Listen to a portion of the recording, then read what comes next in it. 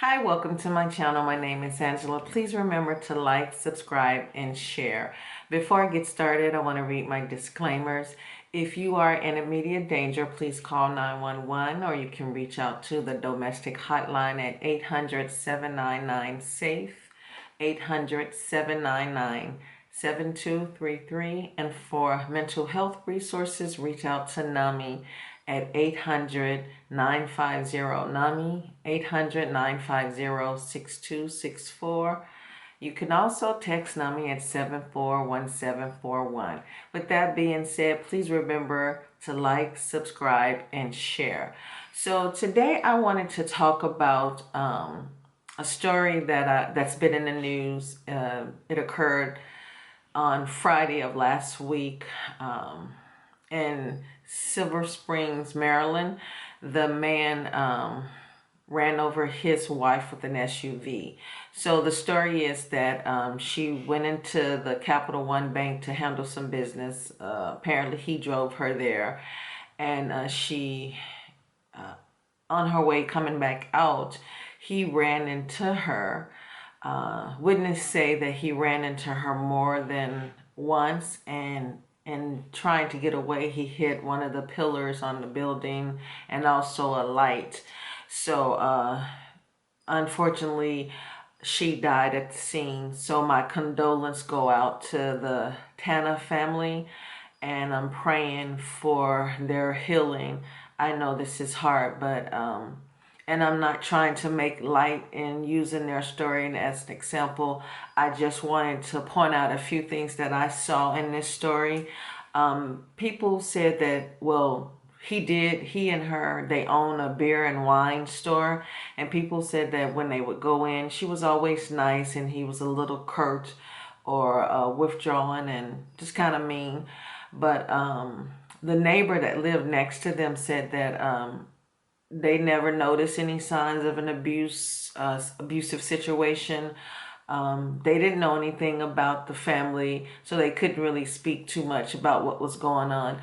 But so it's hard to determine if there was abuse in this relationship. So what I'm going to speak on is just being, because the man said, Mr. Tanner said that him and his wife, Alka, had been fighting over finances.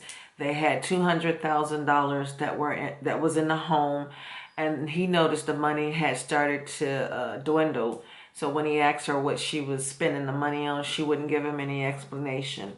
So I told that part of the story to say that things have been designed for the last few years to have people on panic mode, not having enough food, not ever being able to do things that we normally used to do, and the health of the situation that's in the world today. So I can only say that he was stressing over not having enough, and that broke him mentally.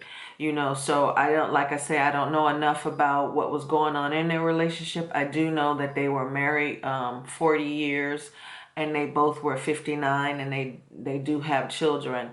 So it could have been the stress of just not having enough. With the way the world is set up today, people are losing their mind because they think they're not going to have enough. And I don't know anything about this man, but for you to kill your wife, you have a store, and you also have $200,000 that was in your home, and you're upset because she's spending the money and she's not telling you why.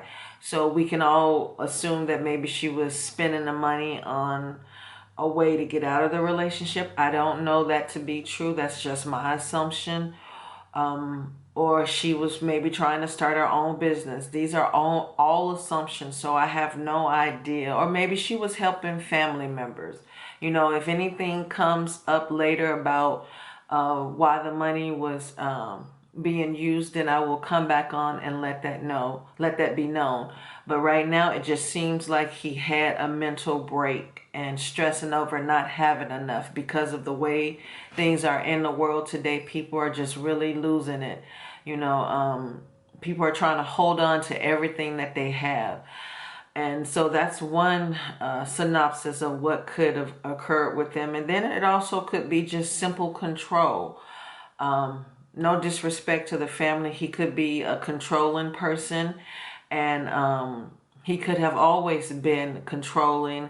And as we know, the Asian community never really put their business out there. They're real private people, and so you never know. She could have been in an abusive relationship, and things could have been really bad for her. And again, I do pray for the family, and I send out my condolence, because this shouldn't have had happened. He's 59, she was 59. He ended both lives in one fell bad decision. And I do know that they are doing a mental evaluation.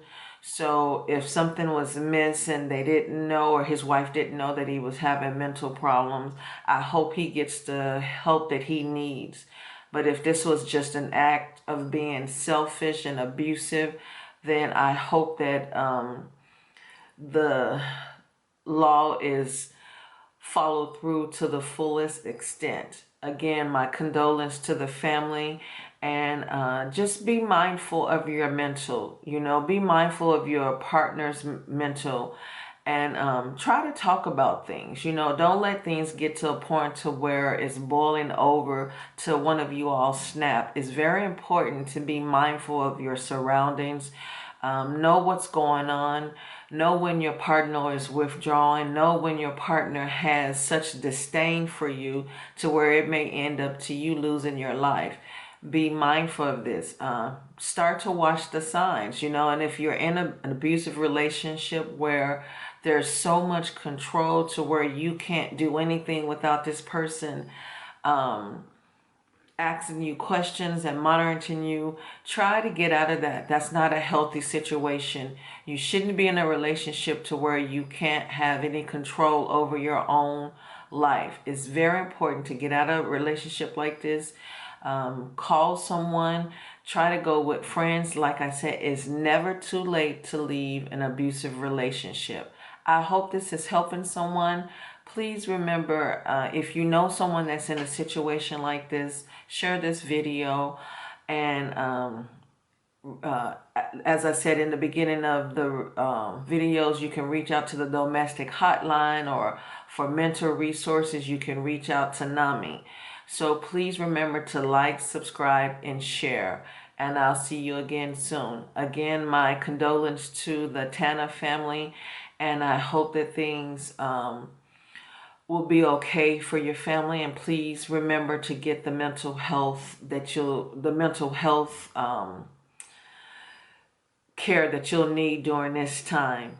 Thank you for watching. Bye.